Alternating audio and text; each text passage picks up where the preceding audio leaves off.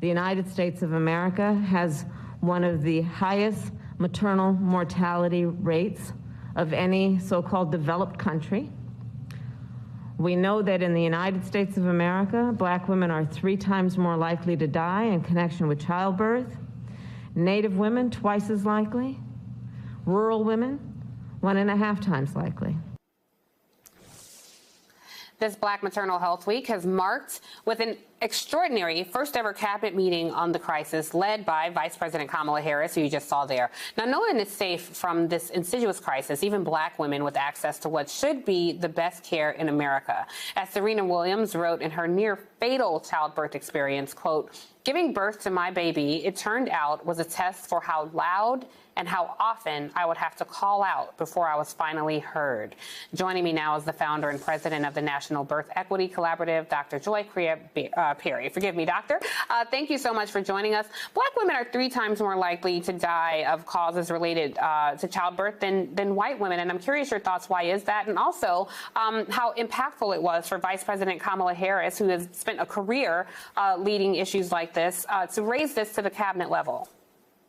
Well, let's start with the first question, and thank you so much for having me. So we know that it's racism that's killing us and not the color of our skin. There's no Black gene. We don't have a different pelvis or kidneys. So all the racialized medicine that was taught to people like me for decades was false. And so the belief in a hierarchy of human value based upon race, gender, sex, geography is killing us. And so that's why you see Black women having the worst rates in the industrialized world, the United States, in childbirth, dying in childbirth, and Indigenous women.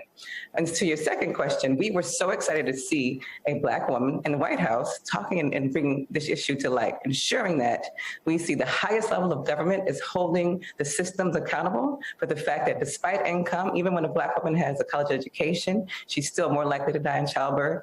Even when a Black woman goes to all of her prenatal care visits, she's still more likely to die in childbirth. You mentioned Serena. Even when we are normal weight, we are more likely to die in childbirth than a white woman who is obese. So we can no longer blame and shame Black, brown, and Indigenous people for the outcomes that come from being devalued, that come from hundreds of years of structural violence against our bodies. So that's what we're fighting for. So I'm excited to see the White House have a proclamation. We really want the omnibus to be passed. Well, really quickly, if a woman is pregnant right now and she doesn't have the luxury of, choosing her doctor, she can't go out and find a Black woman doctor or a Latino doctor if she chooses. What's some advice for them if they feel like they're not being heard in their pregnancy? The first thing is to always know that you're right. Believe in yourself, trust your voice, that you are smart and strong. And so make sure that you also have someone with you. Do not go by yourself to the doctor. Make sure you have a companion. It could be a cousin, a sister friend. It could be an auntie. And if you find a doula or midwife that you trust, that's really important too. But just make sure that you never go alone and you have support.